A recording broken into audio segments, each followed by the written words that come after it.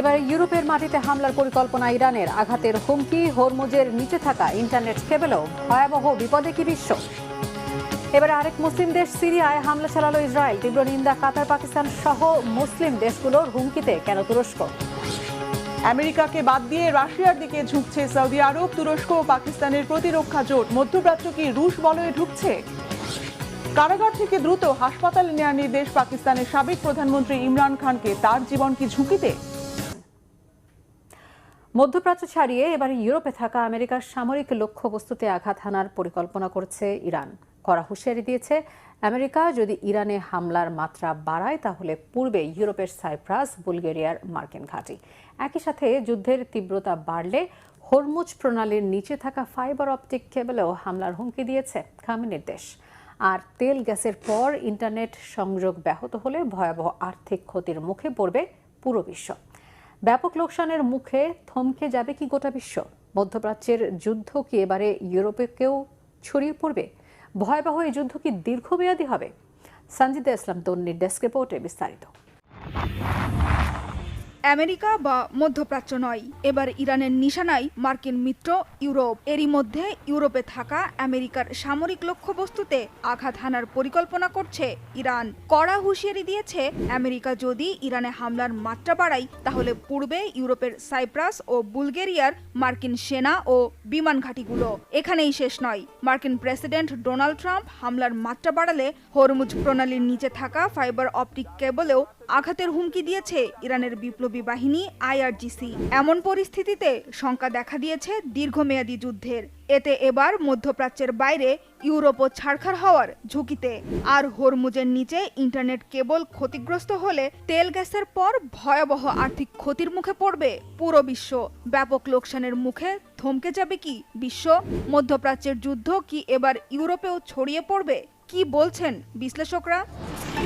তেহরানের ওপর আঘাত হানলে আমেরিকাকে সহায়তাকারী ইউরোপীয় দেশগুলো যে নিরাপদ থাকবে না, সেই বার্তা আগেই দিয়েছিল খামেনির দেশ। গেল মার্চে ইরানের ওপর হামলা চালাতে যুক্তরাষ্ট্রকে ব্রিটিশ রয়্যাল এয়ারফোর্স বিমান ঘাঁটি ব্যবহারের অনুমতি দিয়েছিল যুক্তরাজ্য, যার জবাবে সাইপ্রাসে থাকা ওই বিমান ঘাঁটিতে হামলা চালিয়েছিল ইরান। নতুন করে চলমান যুদ্ধ পরিস্থিতির মধ্যে গেল মাসে একটি মার্কিন জ্বালানি বিমানকে নিজেদের বেজমার বিমান ঘাঁটি ব্যবহারের অনুমতি দিয়েছিল বুলগেরিয়া। এবার তাই সাইপ্রাসের পাশাপাশি বুলগেরিয়াকেও নিশানায় রেখেছে ইরান। একই সাথে মধ্যপ্রাচ্যে মার্কিন মিত্রদের লক্ষ্য করেও মাঝে মাঝেই হচ্ছে হামলা। মঙ্গলবার সংযুক্ত আরব আমিরাতের মাটি লক্ষ্য করে দুটি ব্যালিস্টিক মিসাইল হামলা হয়েছে। এর জেরে এরই মধ্যে তেহরানের সাথে অনির্দিষ্টকালের জন্য সব ধরনের বাণিজ্য বন্ধের ঘোষণা দিয়েছে আবুধাবি। আরব আমিরাতের পররাষ্ট্র মন্ত্রণালয় জানিয়েছে, আবুধাবির বিমান প্রতিরক্ষা ব্যবস্থা ইরান থেকে ছোড়া দুটি ব্যালিস্টিক মিসাইল শনাক্ত করেছে। একটি ক্ষেপণাস্ত্র দেশটির জলসীমার বাইরে এবং অন্যটি জলসীমার ভেতরে ভূপাতিত করা হয়েছে। মিসাইলগুলো বাণিজ্যিক নৌযান লক্ষ্য করে নিক্ষেপ করা হয়েছিল। তবে এই হামলার দায় অস্বীকার করেছে ইরান, বরং এই হামলার জন্য ইসরায়েলকে দায়ী করেছে তেহরান। দেশটির পররাষ্ট্র মন্ত্রণালয়ের মুখপাত্র ইসমাইল বাঘাইয়ের দাবি, আবুধাবিতে হামলা চালিয়ে তেহরানের ওপর দোষ চাপাচ্ছে আমেরিকা ও ইসরায়েল। যুদ্ধ শুরুর পর থেকেই যুদ্ধবাজ এই দুই দেশ মধ্যপ্রাচ্যের বিভিন্ন অঞ্চলে ফলস ফ্ল্যাগ অপারেশন বা নিজেরা হামলা চালিয়ে তেহরানের ওপর দোষ চাপিয়েছে বলেও অভিযোগ করেন বাঘাই। আর মধ্যপ্রাচ্যের দেশগুলোকে মার্কিন বাহিনীকে যে কোনো ধরনের সহায়তা করা থেকে বিরত থাকতে সতর্ক করেছে ইরানের সশস্ত্র বাহিনীর প্রধান মেজর জেনারেল আলী আবদুল্লাহি। এদিকে হামলার পরে আরব আমিরাতের জাতীয় নিরাপত্তা উপদেষ্টা শেখ তাহনুন বিন জায়েদ আল নাহিয়ানের সাথে বৈঠক করেছেন মার্কিন পররাষ্ট্রমন্ত্রী মার্কো রুবিও। দুই নেতার মধ্যে লেবানন সহ মধ্যপ্রাচ্যের আঞ্চলিক নিরাপত্তা, হরমুজ প্রণালীতে নৌ চলাচলের স্বাধীনতা ও সবশেষ হামলায় ইরানকে জবাবদিহির আওতায় আনার বিষয়ে আলোচনা হয়েছে বলে জানিয়েছে মার্কিন পররাষ্ট্র মন্ত্রণালয়। শেষ পর্যন্ত কোন দিকে যাচ্ছে ইরান আমেরিকা যুদ্ধ পরিস্থিতি? হামলা বন্ধ থাকলেও চলছে কথার লড়াই। গেল 5 মাসের মধ্যে প্রথমবার আলোচনায় বসতে ইরানকে অনুরোধ করছে যুক্তরাষ্ট্র। প্রেসিডেন্ট ট্রাম্প তেহরানের সব শর্ত মেনেই আলোচনায় বসতে চান বলে জানিয়েছেন ইরানের পররাষ্ট্রমন্ত্রী আব্বাস আরাকচি। একই সুর পার্লামেন্ট স্পিকার বাগের গালিবাফের কণ্ঠেও। বলেছেন মধ্যপ্রাচ্য থেকে সম্মান নিয়ে ফিরে যেতে চাইছে আমেরিকা। তবে ইরানের সাথে আলোচনায় আগ্রহের বিষয়টি নাকচ করেছেন প্রেসিডেন্ট ডোনাল্ড ট্রাম্প। তেহরানের সাথে এই মুহূর্তে কোনো আলোচনা চলছে না, ভবিষ্যতেও কোনো আলোচনার পরিকল্পনা নেই বলেও দাবি ট্রাম্পের। তাই ইরান যুদ্ধ কোন দিকে মোড় নিচ্ছে তা এখনো অনিশ্চিত। সৌদি আরব, তুরস্ক ও পাকিস্তানের প্রতিরক্ষা চুক্তিটি আমেরিকা নয় বরং এই জোট পরোক্ষভাবে রাশিয়ার পক্ষে কাজ করছে বলে মনে করছেন বিশ্লেষকরা। সম্প্রতি এই জোট গঠনকে একটি বড়, সাহসী ও গুরুত্বপূর্ণ পদক্ষেপ হিসেবে উল্লেখ করেন মার্কিন প্রেসিডেন্ট ডোনাল্ড ট্রাম্প। তবে এই চুক্তির কারণে যুক্তরাষ্ট্রের খুশি হওয়ার তেমন কোনো কারণ নেই বলেও মনে করছেন বিশ্লেষকরা। তারা বলছেন মার্কিন সুরক্ষা নিয়ে হতাশ উপসাগরীয় দেশগুলো। ফলে প্রশ্ন উঠেছে, মক্কা চুক্তিতে কি রাশিয়ার প্রভাব থাকবে? মধ্যপ্রাচ্য কি এখন পশ্চিমা নীতি থেকে সরে রুশ বলয়ে ঢুকবে? বিস্তারিত মিরফাজদের রাব্বির ডেস্ক রিপোর্টে। মধ্যপ্রাচ্য থেকে দক্ষিণ এশিয়া পর্যন্ত এক শক্তিশালী প্রতিরক্ষার বলয় তৈরি করেছে সৌদি আরব, তুরস্ক ও পাকিস্তান। সৌদি আরবের অর্থবল, তুরস্কের অত্যাধুনিক সামরিক প্রযুক্তি এবং পাকিস্তানের পারমাণবিক অভিজ্ঞতার মেলবন্ধনে শুরু হয়েছে সামরিক আধিপত্যের নতুন এক অধ্যায়। গত 7 আগস্ট এই 3 মুসলিম দেশের মধ্যে ত্রিপক্ষীয় প্রতিরক্ষা চুক্তি স্বাক্ষরিত হয়, যেটি এরই মধ্যে মুসলিম ন্যাটো নামে পরিচিতি পেয়েছে। বিশ্বের প্রভাবশালী নেতাদের অনেকেই এই জোটের প্রশংসা করছেন। আলোচিত এই প্রতিরক্ষা চুক্তিকে স্বাগত জানিয়েছেন মার্কিন প্রেসিডেন্ট ডোনাল্ড ট্রাম্প এই চুক্তিকে একটি বড়, সাহসী ও গুরুত্বপূর্ণ প্রথম পদক্ষেপ হিসেবে উল্লেখ করেছেন।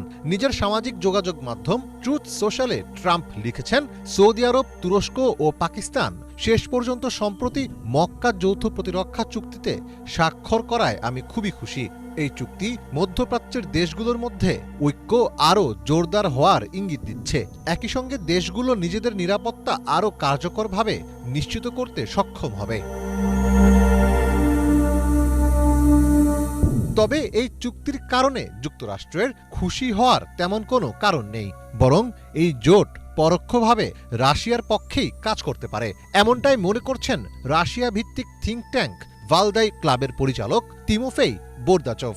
17 আগস্ট সংবাদ মাধ্যম আরটিতে প্রকাশিত এক প্রতিবেদনে বোরদাচভ বলেন, এই অঞ্চলে কর্তৃত্ব প্রতিষ্ঠার জন্য ওয়াশিংটন 1991 সাল থেকে যে রাজনৈতিক শৃঙ্খলা তৈরি করেছে তা মুসলিম ন্যাটোর কারণে দুর্বল হয়ে যেতে পারে, কারণ আঞ্চলিক পরাশক্তিগুলো এখন যুক্তরাষ্ট্রের উপর ভরসা না করে নিজেরাই নিরাপত্তা নিয়ে ভাবতে শুরু করেছে। এই 3 দেশের মধ্যে ওয়াশিংটনের সঙ্গে সম্পর্ক বজায় রাখার উদ্দেশ্য এবং ইরানের প্রতি দৃষ্টিভঙ্গিতেও সুস্পষ্ট পার্থক্য আছে। সবচেয়ে বড় কথা, এই দেশগুলোর কোনোটি নিজেদের পররাষ্ট্রনীতিকে অন্য দেশের নেতৃত্বের অধীনে সঁপে দিতে রাজি নয়। বোরদাচেভের মতে, নতুন জোটের সদস্যরা চাইলে এককভাবে দক্ষিণ ককেশাস, মধ্য এশিয়া ও সামগ্রিক মুসলিম বিশ্বে রাশিয়ার জন্য সমস্যা তৈরি করতে পারে, কিন্তু মস্কোর স্বার্থের বিরুদ্ধে তাদের সমন্বিত হামলা চালানোর সম্ভাবনা খুবই কম।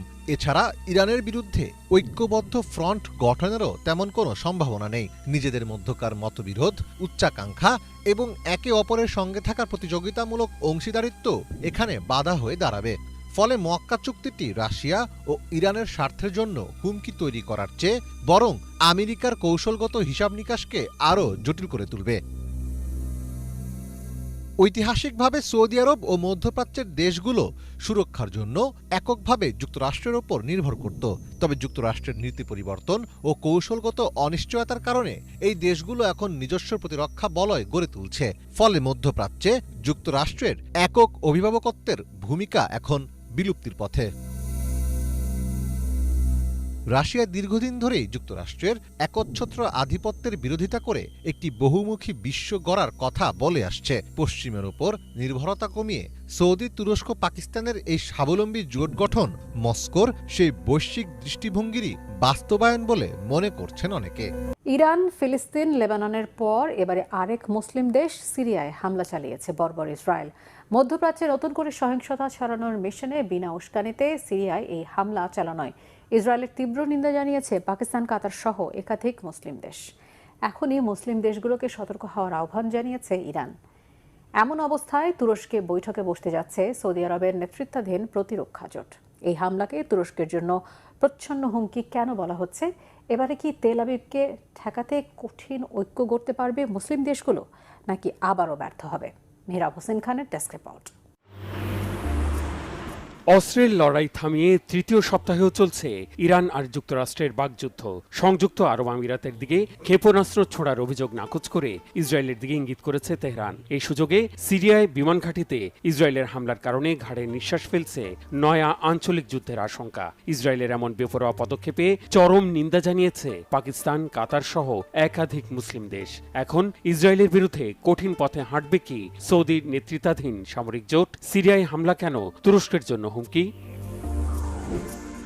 সিরিয়ার ইদলিবে আবু আল দুহুর বিমান ঘাঁটিতে অন্তত ৮ দফা বিমান হামলার খবর দিয়েছে স্থানীয় রাষ্ট্রীয় টেলিভিশন এখবারিয়া। মঙ্গলবারের ওই হামলাকে আন্তর্জাতিক আইনের সুস্পষ্ট লঙ্ঘন উল্লেখ করে বিবৃতি দিয়েছে কাতার আর পাকিস্তানের পররাষ্ট্র মন্ত্রণালয়। মধ্যপ্রাচ্যে একাধিক দেশে ইসরায়েলি বাহিনীর সার্বভৌমত্ব লঙ্ঘনের নজির টেনে তীব্র প্রতিবাদ জানিয়েছে কাতার। একে বিনা উস্কানিতে হামলা উল্লেখ করে আঞ্চলিক শান্তি ও স্থিতিশীলতার জন্য হুমকি বলেছে পাকিস্তান। এমন পরিস্থিতিতে তুরস্কের পররাষ্ট্রমন্ত্রী হাকান ফিদানের সাথে ফোনালাপ করেছেন পাকিস্তানের পররাষ্ট্রমন্ত্রী ইসাকদার। আঞ্চলিক স্থিতিশীলতা বিনষ্ট করতে ইসরায়েলের অপতৎপরতা মোকাবেলার কৌশল নিয়ে আলোচনা করেন তারা। উদ্ভূত পরিস্থিতিতে এ মাসের শেষে ইস্তাম্বুলে জরুরি বৈঠকে বসতে যাচ্ছেন সদ্য গঠিত প্রতিরক্ষা জোট সৌদি আরব, তুরস্ক, পাকিস্তান আর মিশরের পররাষ্ট্রমন্ত্রীরা। ইসরায়েলি চক্রান্ত নিয়ে মুসলিম দেশগুলোকে আবারও সতর্ক করেছেন ইরাক সফরে যাওয়া ইরানের পার্লামেন্ট স্পিকার বাঘের গালিবাফ।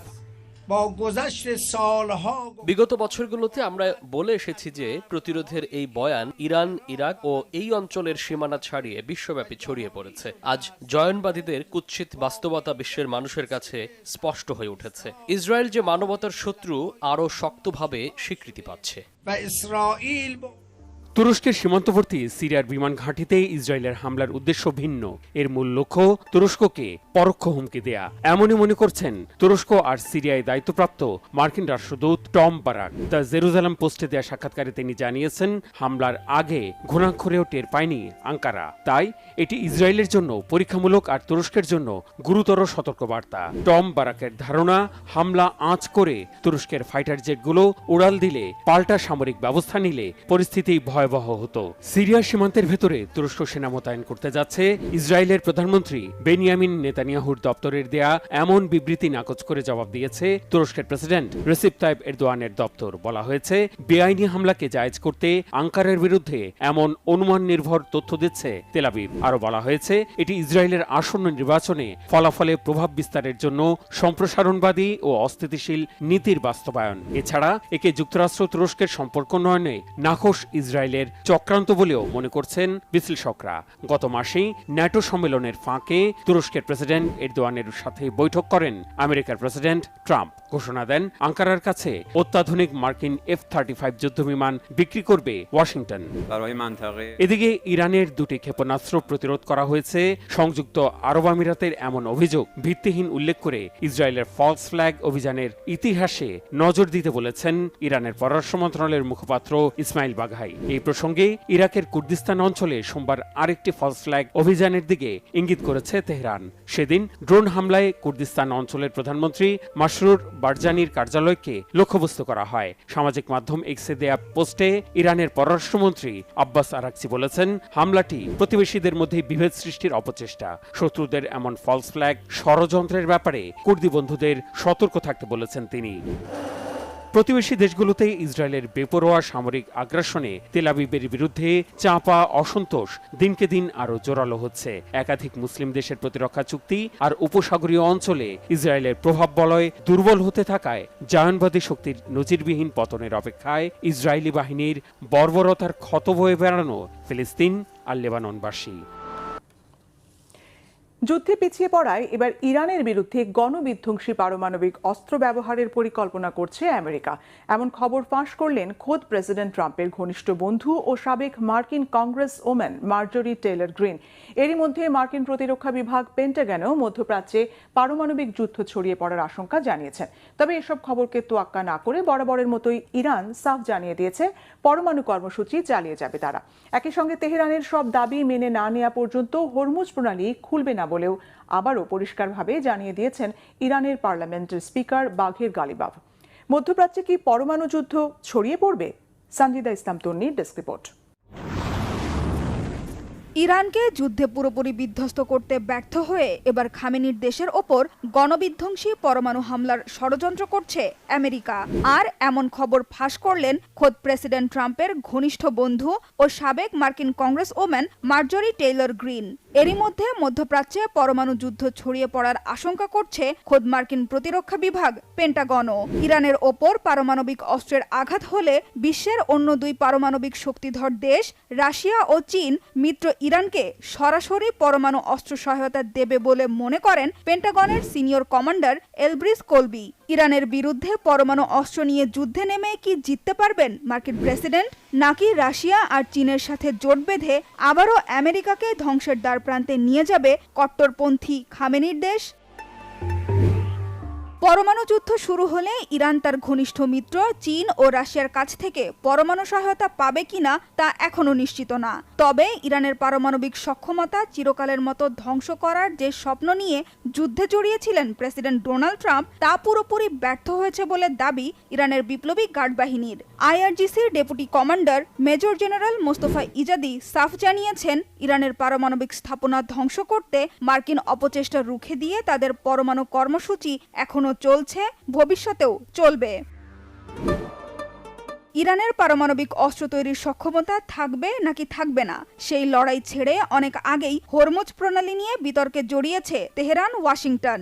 ইরানকে কোনোভাবেই হরমুজ ইস্যুতে আলোচনায় রাজি করাতে না পেরে ওমানের সহায়তা নিয়েছিলেন মার্কিন প্রেসিডেন্ট ডোনাল্ড ট্রাম্প। তেহরানের সাথে কয়েক দফা আলোচনার পর সামুদ্রিক যান চলাচলের নতুন রুটের মানচিত্রের বিষয়ে একমত হয়েছে ওমান। তবে এতে আমেরিকার লাভের লাভ হয়নি কিছুই। ওমানের সাথে সমঝোতা হলেও ইরানের সব শর্ত না মানা পর্যন্ত হরমুজ প্রণালী খুলবে না বলে সাফ জানিয়ে দিয়েছেন ইরানের পার্লামেন্টের স্পিকার বাঘের গালিবাফ। আমি এটা স্পষ্ট করে বলতে চাই যে আমেরিকা সমঝোতা স্মারকের প্রতিশ্রুতিগুলো বাস্তবায়ন না করা পর্যন্ত হরমুজ প্রণালী বন্ধ থাকবে। ইরানের জব্দকৃত সম্পদ ফিরিয়ে দেয়া, তেল বিক্রির ওপর থেকে নিষেধাজ্ঞা প্রত্যাহার করা, মধ্যপ্রাচ্যের সব ফ্রন্টে হুমকি ও সামরিক অভিযান বন্ধ সহ অন্যান্য সব শর্ত অবশ্যই মেনে চলতে হবে। হরমুজ ইস্যুতে ইরান আর ওমানের মধ্যে একটি চুক্তি সই হওয়ার অপেক্ষায় রয়েছে মধ্যস্থতাকারী কাতার। ওমান আর ইরানের মধ্যে চুক্তি হলেই ওয়াশিংটন আর তেহরানকে আবারও আলোচনায় ফেরানো সম্ভব হবে বলে আশাবাদী কাতারের পররাষ্ট্র মন্ত্রণালয়। এই মুহূর্তে আমাদের একটাই লক্ষ্য, আমেরিকা ও ইরানকে আবারও আলোচনায় ফেরানো। সে প্রচেষ্টা চলছে। আমরা ইরান আর ওমানের মধ্যে হরমুজ নিয়ে একটা চুক্তির জন্য অপেক্ষা করছি। এই চুক্তিটি আমাদেরকে আলোচনার কাঠামোতে ফেরার পথ তৈরি করবে। এদিকে হরমুজ প্রণালী নিয়ে ইরান ওমান যখন একটি চুক্তির খুব কাছাকাছি, তখনই বিশ্বের অন্যতম গুরুত্বপূর্ণ এই জলপথের একটি মানচিত্রের ছবি পোস্ট করে হরমুজকে যুক্তরাষ্ট্রের নতুন অঞ্চল হিসেবে দাবি করেছেন প্রেসিডেন্ট ডোনাল্ড ট্রাম্প। এর আগে ইরানের সাথে শান্তি চুক্তির পথে বাধা হয়ে দাঁড়ালে ওমানে বোমা হামলার হুমকিও দিয়েছিলেন ট্রাম্প। গেল জুন মাসে সই হওয়া সমঝোতা চুক্তির মেয়াদ শেষ হওয়ায় ইরানকে শান্তির প্রতীক সাদা পতাকা ওড়ানোর আহ্বানও জানান। তবে শান্তি চুক্তির পথে ইসরায়েলকে একমাত্র বাধা হিসেবে মনে করেন ইরানের পররাষ্ট্রমন্ত্রী আব্বাস আরাকচি। আর হরমুজকে যুক্তরাষ্ট্রের ভূখণ্ড দাবি করে ট্রাম্পের পোস্টের জবাবে আমেরিকার এই ভ্রান্ত ধারণা খুব শিগগিরই দূর করে দেয়া হবে বলে সতর্ক করেছেন ইরানের উপপররাষ্ট্রমন্ত্রী কাজেম গারিবাবাদি। হরমুজ প্রণালী এখনও ইরানের নিয়ন্ত্রণে আছে বলে জানিয়েছে দেশটির বিপ্লবী বাহিনী আইআরজিসি। হরমুজ নিয়ে ইরান ও আমেরিকা নতুন করে পাল্টাপাল্টি বিতর্কে জড়িয়ে পড়ায় কি আটকে যাবে শান্তি চুক্তি? ছড়িয়ে পড়বে কি আঞ্চলিক পারমাণবিক যুদ্ধ? সেটাই এখন দেখার বিষয়।